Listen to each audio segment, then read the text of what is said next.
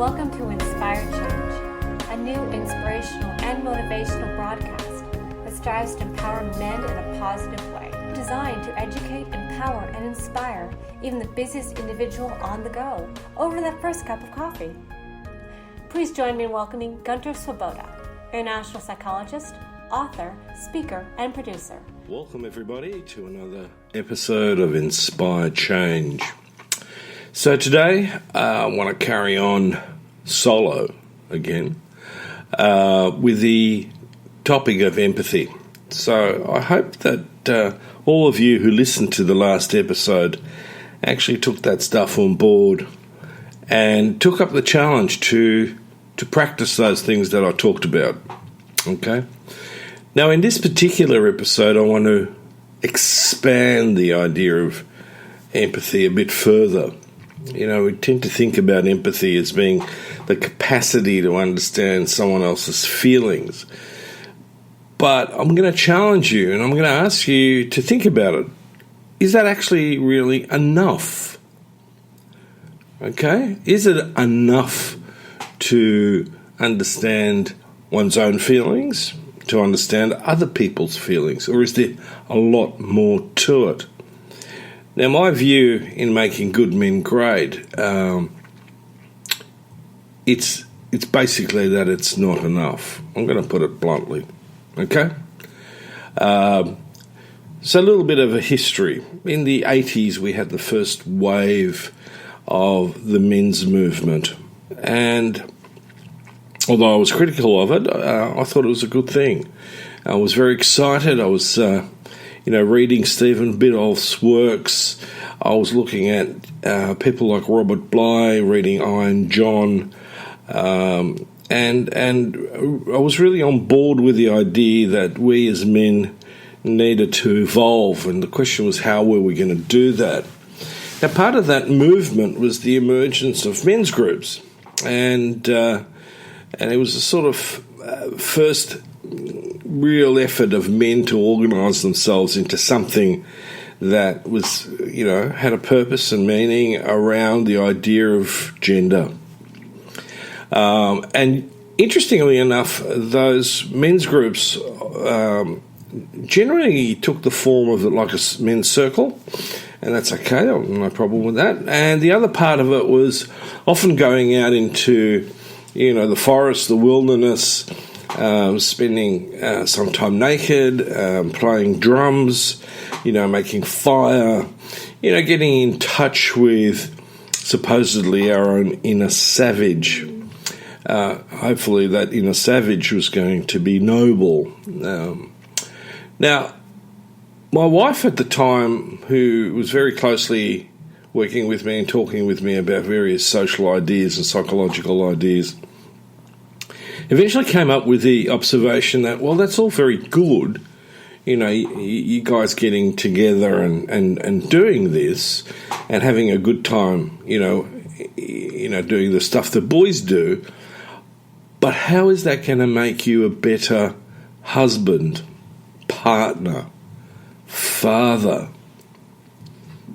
And that observation created a pause for me. And I sat back and I really thought about it, and I thought, yeah, how is that actually working for us? Now, I'm talking about the 80s, mid-80s, late 80s. And in those days, the mental health issues and the suicide rates that we see amongst men were nowhere near what they are today. So by inference, we can go, well, from then to now, we actually haven't done very well. In fact, there's an argument to say we've probably gotten worse. Okay? I spent a lot of time working with men and taking them through their journey of separation, divorce, how to cope as a single father, and all that sort of stuff. So let me come back to this topic of empathy, okay? And so I'll give you a couple of definitions, okay? So the Chambers English Dictionary, the 89 edition, says empathy, noun, the power of entering into another's personality and imaginatively experiencing his or her experiences. Okay? Mahatma Gandhi, who has a very interesting one, says that I call him religious who understands the suffering of others. Now, Tim Minchin talks about empathy as being intuitive, but it is also something you can work on intellectually. And that was the point that I was making in our last podcast, that we can develop, we can learn and develop empathy. Now, I'm going to talk a little bit about Daniel Goleman's work in emotional intelligence, because the two are really very much interconnected, and he spends quite a bit of time talking about empathy. And he says empathy is awareness of others' feelings, needs, and concerns. So by and large, we keep coming back to this idea that empathy is about awareness. So I'm going to take that a little bit further, because fundamentally, having worked essentially with men for many years, we do tend to have this thing about, here's the problem, let's just find a solution. Now, that's got serious drawbacks, but in a way, I always want to look at things from a practical perspective as well. Okay, so Daniel Goleman identifies 5 key elements of empathy. He says, firstly, it's about understanding others. Now, as I pointed out, that understanding can be intellectual, it can be emotional, or it can be both. The second element that he talks about is developing others. And I think that's a really important one, because now we're starting to talk about actions. He also talks about having a service orientation. And I do a lot of work in leadership, and unfortunately many leaders choose not to have that orientation. They choose leadership as something that is good for them, that it satisfies their needs of status, their territorial needs, their acquisitional needs, the money that I get from it, and also their competitive need. Okay? Going back to making good men great, these are the patriarchal values that we talk about. So let me talk about each of those a little bit more in depth, because the other two is leveraging diversity, and the final one that he talks about is political awareness. Now, the question with the last one is, okay, so if we're politically aware, what about political action, and how does that fit in? Now, I don't want to turn this into a political diatribe, and I have no interest in actually right here and now doing that, other than to want most of us to critically think about the stuff that we're being served up daily in the media from our supposed leaders in both corporates and in the political sphere. Okay. So when we talk about understanding others, when Goleman talks about this, and I completely and totally agree with him, is there are a number of steps. And the first one is that we need to tune into emotional cues. We need to listen well. We need to also pay attention to non-verbal communication, picking up on subtle cues that are almost subconsciously conveyed. We also need to show sensitivity and understand others' perspectives. And here's the one that I really particularly want to emphasise just today, is the ability to help other people based on their understanding of those people's needs and feelings. Okay?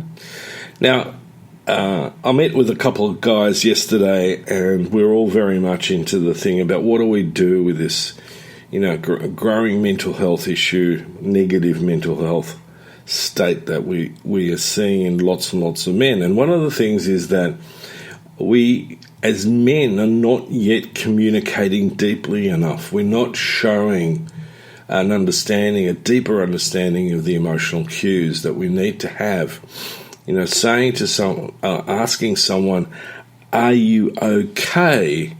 is only the very beginning of a deeper empathic connection with that person. There's a second question, which is when we get a cue that they're actually maybe not that good, is we take it further. We go, "Well, are you really?"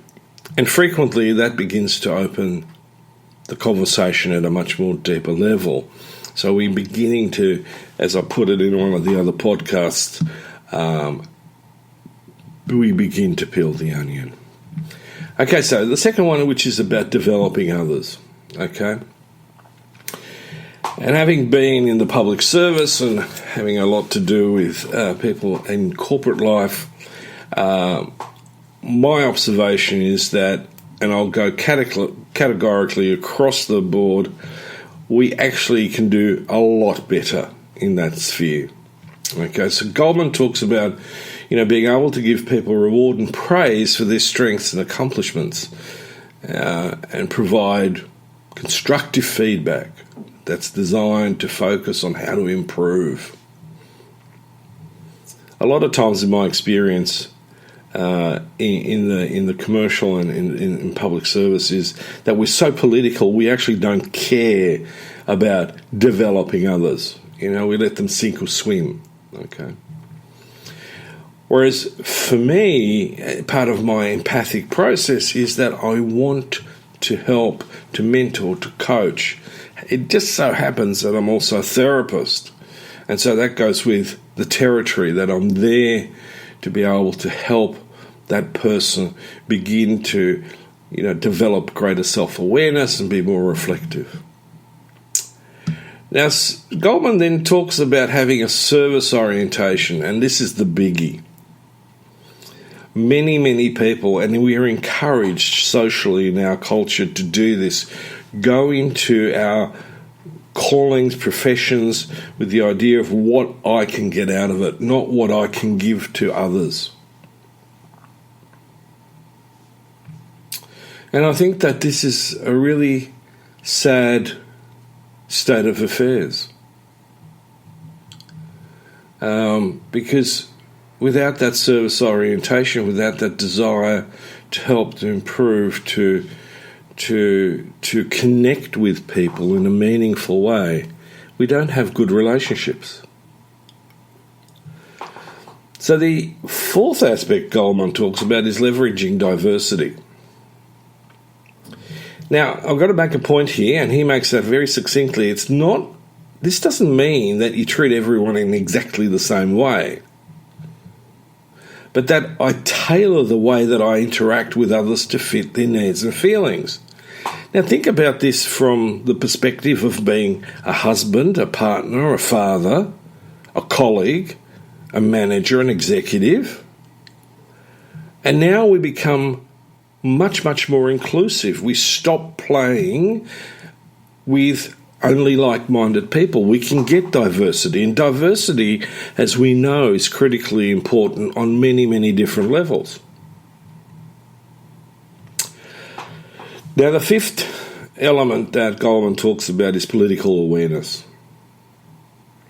Now, many people see political skills as being manipulative, but in its best way of thinking about it, being political means understanding and responding to a group's emotional undercurrents and power relationships, because they're there whether we like it or not.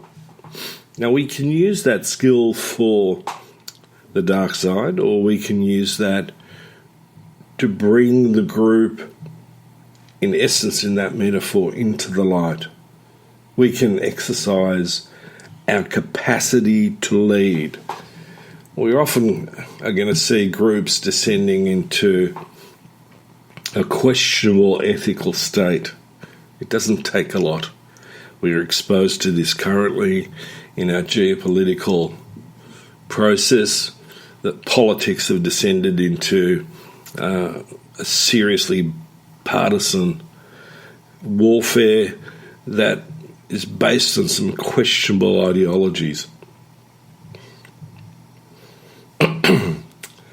So this podcast really was putting into context Goleman's sort of view of empathy and how it fits into emotional intelligence. And making good men great, part of that journey is to become more emotionally intelligent than what I was before.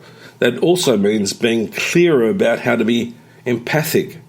So coming back to that example that I cited in the beginning from my wife when she challenged me and said, well, how does this make you guys better husbands, better partners, better fathers? Then this is the path to take. And there's many variants on it. But they're critical. It's not easy. We get it wrong. Sometimes we think we understand when we don't. We also need to be clear that a lot of times we might be getting mixed signals from others that could come from a less than positive place. Now, I want to round this podcast off with a quote that I ran across from, of all people, Barack Obama. And I say from all people because I think he is an exemplary human being who had operated in possibly one of the most difficult environments that we have on the planet, which is the United States White House and the partisan politics that exists there. And Barack Obama said that I think we should talk more about our empathy deficit, the ability to put ourselves in someone's shoes, to see the world through the eyes of those who are different from us, the child who's hungry, the steel worker who's been laid off, the family who's lost the entire life they built together when the storm came to town. When you think like this, when you choose to broaden your ambit of concern and empathise with the plight of others, whether they are close friends or distant strangers, it becomes harder not to act and harder not to help. So this week I'll finish on that note, and I'd like to again put down the challenge is to think about this, reflect on it, and begin to take actions accordingly, because that is the foundation of integrity. Until next time, have a good week. Thank you, Gunter, and thank you for listening to Inspire Change with Gunter. Again, if you have any questions or comments or ideas for a show, you can email development@noirtainment.com. That's development@noirtainment.com. Thank you, and thank you for listening.